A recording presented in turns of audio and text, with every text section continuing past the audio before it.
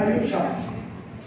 ডাইলিউশনটা আমরা যখন কোনো রোগী দেখি, রোগী দেখার পর আমরা রোগীর ওষুধ নির্বাচন করি। ওষুধ নির্বাচন করলে তাকে আমরা সেই ডাইলিউশন যে ওষুধগুলো দিচ্ছি বা মেডিসিন সেটআপটা দিচ্ছি, সেই মেডিসিন সেটআপে কীভাবে আমরা তার ডাইলিউশন নির্বাচন করি। ডাইলিউশন মানে কি? পাওয়ার। ঠিক আছে? এই ডাইলিউশন আমাদের ইলেকট্রোহোমিওপ্যাথিতে ডাইলিউশন বলা হচ্ছে কেন? ডাইলিউশন এই কারণে বলা হচ্ছে যেহেতু মেডিসিনটা ডাইলিউট করা হয়, আমাদের যে মেডিসিনটা তৈরি হচ্ছে, যে রেমেডিগুলো তৈরি হচ্ছে, সেগুলোকে ডাইলিউট করা হয়, বৃষ্টি ওয়াটারে ডাইলিউট করা হয়। তাহলে এই যে ডাইলিউশন করা হচ্ছে, ডাইলিউশনের দুটো প্রসেস, মেন প্রসেস, সেটা হচ্ছে কি? Number one, dilution preparation in distilled water, dilution preparation in distilled water, or dilution preparation in rectified spirit বা RS, dilution preparation in rectified spirit or RS, এই দুটো ইয়েতে আমাদের ডাইলিউশন করা হয়। ঠিক আছে? তবে দুটো পদ্ধতিতে যে ডাইলিউশন তৈরি করা হয় বা হবে, তার আবার পদ্ধতি আছে। সেই পদ্ধতিকে বিভিন্ন, যখন কাউন্সিলর মেট্রিক এই প্যাথিটাকে আবিষ্কার করেছিলেন, তখন হয়তো যে পদ্ধতিতে তিনি ডাইলিউশন তৈরি করেছিলেন এবং যে এরিয়াতে তিনি বসবাস করতেন, বা জন্মেছিলেন, তিনি কোথায় জন্মগ্রহণ করেছিলেন? ইটালি বোলোগনাতে। ইটালি বোলোগনাতে তিনি জন্মগ্রহণ করেছিলেন এবং সেখানকার যে পরিবেশ পরিস্থিতি ছিল, সেই পরিবেশ পরিস্থিতিতে তিনি যে রেজাল্টে ডাইলিউশন করেছিলেন তার রেজাল্ট হয়তো খুব ভালো হয়েছে। কিন্তু যখন এই ডাইলিউশনটা পরপর আমাদের এই এরিয়াতে আমরা এখন যে এনভায়রনমেন্টে বসবাস করছি, সেখানে ডাইলিউশন দেখা যাচ্ছে ততটা ওই পদ্ধতিতে ঠিক হয়েছে। তিনি বেশিরভাগ ডাইলিউশন তৈরি করেছেন ডিস্টিলড ওয়াটারে তৈরি করেছেন। ঠিক আছে তো? কিন্তু ওয়াটারে একটা সমস্যা দেখা দিয়েছে, কি বলবো না, ওয়াটারে কাজ হয়েছে, কাজ হবেও, কিন্তু দেখা যাচ্ছে ওই মেডিসিনটাকে আমরা বেশি দিন রাখতে পারছি, মেডিসিনটা রাখতে পারছি না। 2 বছর, 2.5 বছর, তারপরে যখন যেগুলো রেয়ার মেডিসিন, সেগুলো দেখা গেল 5 বছর 10 বছর পরেও সেটা ব্যবহার করা হচ্ছে। কিন্তু 5 বছর 10 বছর পরে সেই মেডিসিন আর দেখা কাজ হচ্ছে না, তার সেডিমেন্ট পড়ে যাচ্ছে। তার জন্য আমাদের রেকটিফাইড স্পিরিট বা অ্যালকোহল, এই দুটো ভেতরের মধ্যে RS তৈরি করলে তার লক্ষ্যটা বেশি দিন থাকে। বুঝতে পারছো তো? এবারে আমাদের এই ডাইলিউশন প্রিপারেশনে আমি প্রথম পার্টটা বলবো ডিস্টিলড ওয়াটারের প্রিপারেশন। দুটো পদ্ধতি বলবো। আজকে যতটা সম্ভব হয় এই ডিস্টিলড ওয়াটারের প্রিপারেশনটা আগে শেষ করি, কতটা সময় যায় দেখা যাক, তারপরে যদি সম্ভব হয়, পারমিট হয়, RS বলবো। ঠিক আছে? তাহলে আমি এটা বুঝে দিচ্ছি।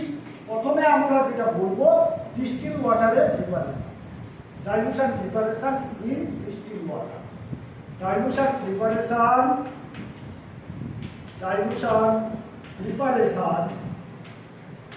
in distilled water, এই ডিস্টিলড ওয়াটারে কিভাবে তৈরি করা হচ্ছে তার আগে আমি একটু প্রাথমিক ব্যাকগ্রাউন্ডটা বলি। আমাদের যে ওষুধ স্ট্যাজেরিক অ্যাসিড তৈরি করা হচ্ছে, এই স্ট্যাজেরিক অ্যাসিড প্রত্যেকটা প্ল্যান্টের স্ট্যাজেরিক বের করানো হচ্ছে। সেই প্ল্যান্টের স্ট্যাজেরিক কি করা হচ্ছে? সাপোজ S1, S1 এর কটা প্ল্যান্ট আছে? 9টা প্ল্যান্ট আছে। এই 9টা প্ল্যান্টকে 9 প্ল্যান্টস প্রতিটা প্ল্যান্টে কিন্তু স্ট্যাজেরিক তৈরি করা হচ্ছে। প্রতিটা প্ল্যান্টের স্ট্যাজেরিক নাম্বার 1 ধরো পচেরিয়া, অফিসিনারি, নাম্বার 2, হ্যাঁ, হাইড্রাস্টিস কানাডেন্সিস। এইরকম করে 9টা প্ল্যান্টে স্প্যাজেন তৈরি হয়, প্রতিটা প্ল্যান্টের স্প্যাজেন তৈরি করা হচ্ছে। এই যে প্রতিটা প্ল্যান্টের স্প্যাজেন তৈরি করা হচ্ছে, হ্যাঁ, তার নির্দিষ্ট পদ্ধতি অনুযায়ী তৈরি করা হচ্ছে। কিন্তু এই এসওয়ানের মধ্যে 9টা প্ল্যান্ট যে রয়েছে তার কত পরিমাণ নেওয়া হচ্ছে? ধরো কচেরিয়া অফিসিনাল টেম্পার, হাইড্রাস্টিস কানাডেন্সিস মানে টেম্পার, ন্যাস্টাকিয়াম অফিসিনালিস টেম্পার, এইরকম করে 9টা এতে সেম রেশিওতে তৈরি করা হচ্ছে এস1। কিন্তু সেখানে দেখা যাবে আবার এস2 একদম রেশিও আলাদা হয়ে যাচ্ছে, হ্যাঁ, সেখানে C1 এইরকম বিভিন্ন মেডিসিনে তার রেশিও কম বেশি বাড়া কমানো আছে।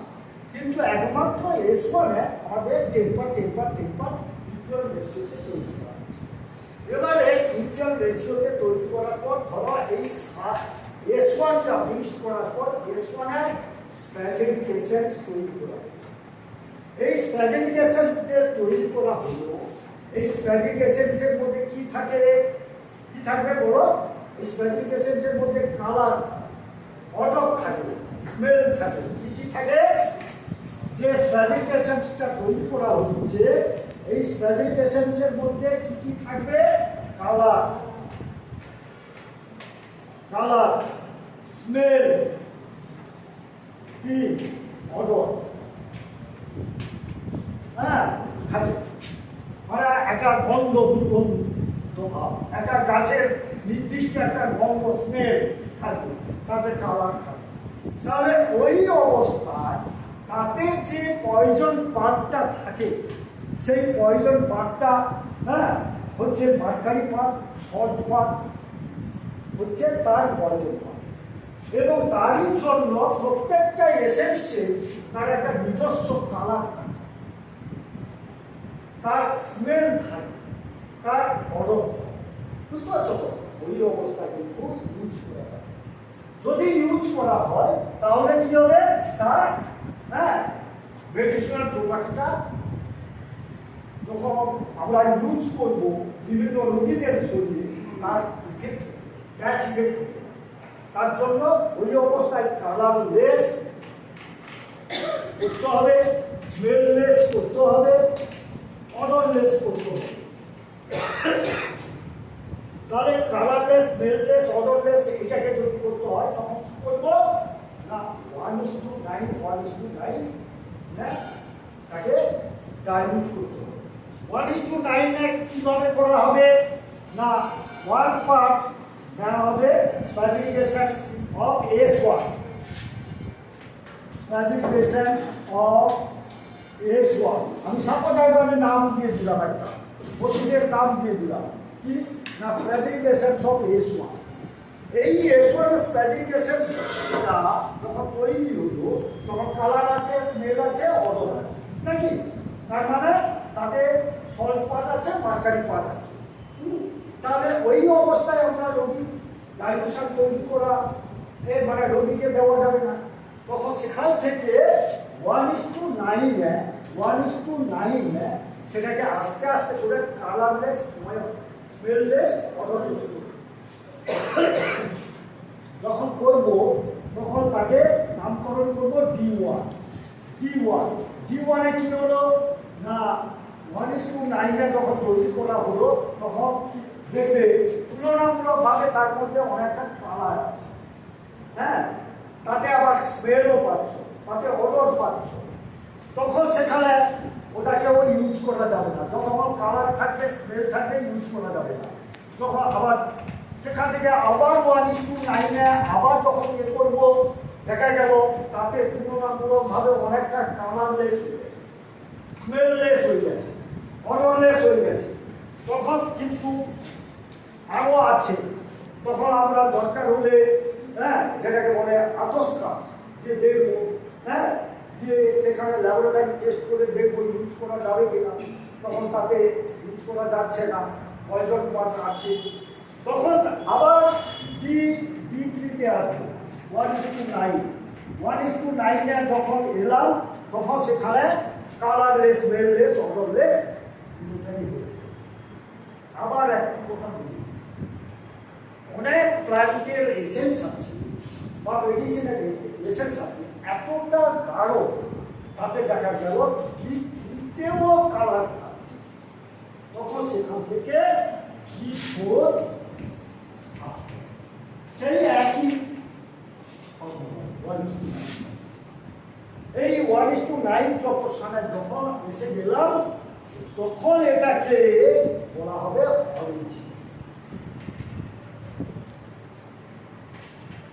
অরিজিনাল। এই অরিজিনাল ফর্ম, হ্যাঁ, হয় আইদার D3 অর D4। যখনই আমি যেখানে দেখবো ওইটা কালারলেস হয়েছে, স্মেললেস হয়েছে, অডরলেস হয়েছে, তখন সেখান থেকে আমরা ইউজ করা শুরু করি। তখন আমি সাপোজ D4 কালারলেস হয়েছে, হ্যাঁ, তখন D4 কালারলেস হয়ে যাওয়ার পর এখান থেকে আমাদের ডাইলুশন তৈরি করি। তাহলে স্প্যাজেটিক এসেন্স আর তৈরি করে আমরা অরিজিনাল, হ্যাঁ, রেমেডি, অরিজিনাল রেমেডি নয়, ওটাকে মেডিসিন, হ্যাঁ, মেডিসিন অফ S1, হ্যাঁ, S1, হ্যাঁ, D4, S1 D4,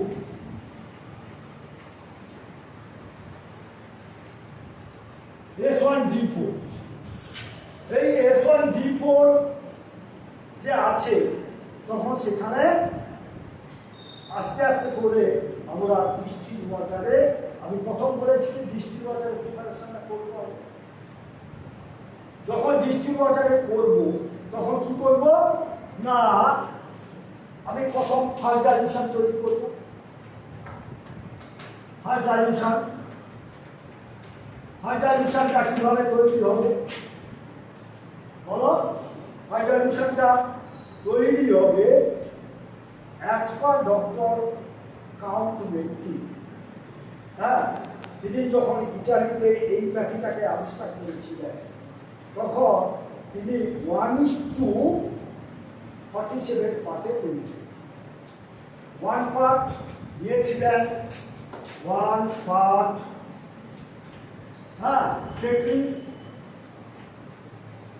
from, হ্যাঁ, D4 মিক্সড উইথ কে আমি ক্লাস দিলাম, মিক্সড উইথ, হ্যাঁ, 47 part of distilled water and settling oil.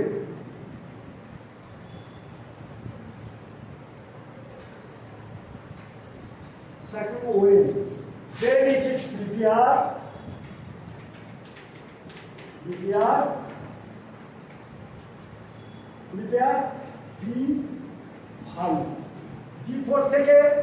D5 থেকে যদি আসি D5 হলো, ঠিক আছে? তো আমরা D4 থেকে আসছি, যদি D3 থেকে আসি কি হবে? তারপরটা D4, ঠিক আছে? তো এবারে 1 পার্ট টেকেন ফ্রম D4 কত পরিমাণ? 47 পার্টস অফ, হ্যাঁ, ডিস্টিল ওয়াটার। সেইভাবে আমাদের অঙ্ক কষে আমরা বের করে নিব, যত পরিমাণে আমি মিক্স করবো তত পরিমাণ। তাহলে 1 পার্ট প্লাস 47 কত হবে? 47 আর 1 কত? 48। তাহলে 48 আমি যত কোয়ান্টিটিতে তৈরি করবো 48 দিয়ে ভাগ করবো, ঠিক আছে? দিলে তত এল অরিজিনাল থেকে নিব, বাকিটা ডিস্টিল ওয়াটার যে ভালো করে নাড়ানোর কথা বলা হচ্ছে। নাড়িয়ে দিলে ডাইলুট হয়ে যাবে, ওটা মিশে গেলেই বলবে স্ট্রোক দেওয়ার কোনো সিস্টেম, ঠিক আছে? তো এটা গেল ফার্স্ট ডাইলুশন। সেকেন্ড ডাইলুশনের ক্ষেত্রে কি করবে না, এখানে বলা হচ্ছে 1 পার্ট, আমি পার্ট বলছি যেন পরিমাণটা আমি বলছি না, 1 part taken from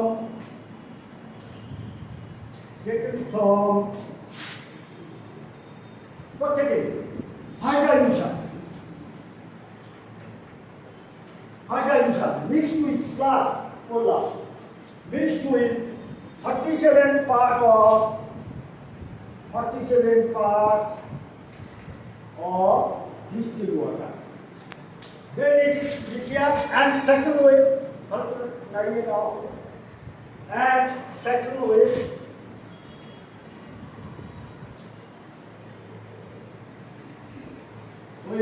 when it is prepared,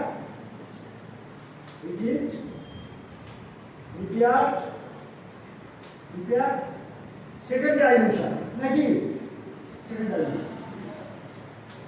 second dilution.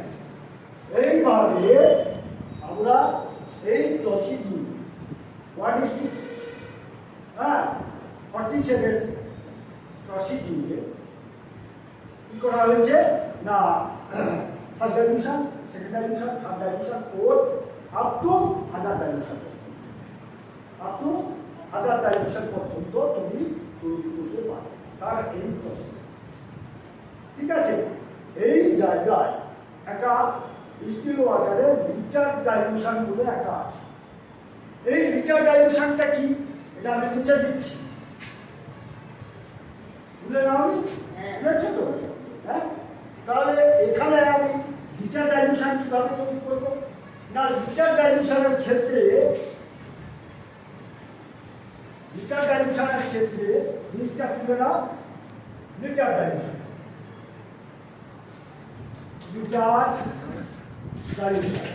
Litre ডাইলুশনের ক্ষেত্রে অ্যাকচুয়ালি লিটার ডাইলুশন আমরা যখন কোনো পেশেন্টকে রোগী মেডিসিন সেটা তখন লিটারটা করি, তাহলে লিটার ডাইলুশন বলে কিনা হয় না, ওটা আমরা একটা মেডিসিন যেমন সেটা সাপোজ একটা পেশেন্টকে আমরা জ্বরের ওষুধ দিচ্ছি F1, হ্যাঁ, C5 আর A1, একটা ভালো ডাইলুশন, ফিট ডাইলুশন থেকে লিটার করে দিচ্ছি, ওইভাবে করা। কিন্তু প্রসিডিউরটা মনে রাখবে। প্রসিডিউরটা কি না, one part taken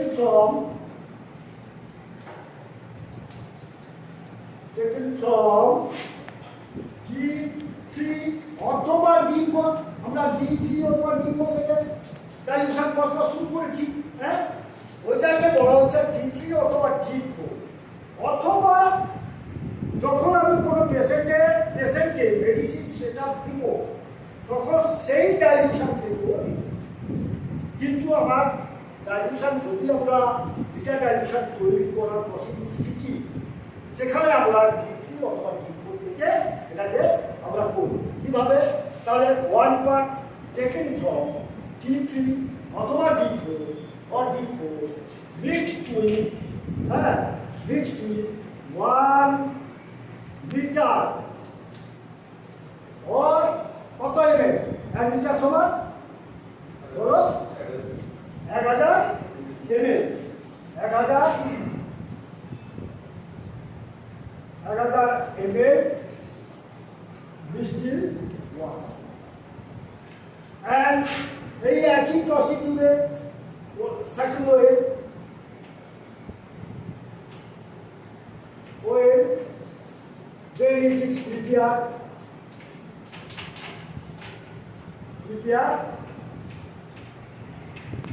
litre dilution, ঠিক আছে। লিটার ডাইলুশন এটা হচ্ছে আমাদের পরপর ডিস্টিল ওয়াটারের প্রিপারেশনের প্রসেস। হ্যাঁ, এবারে কাউন্সিলার বেনিফিট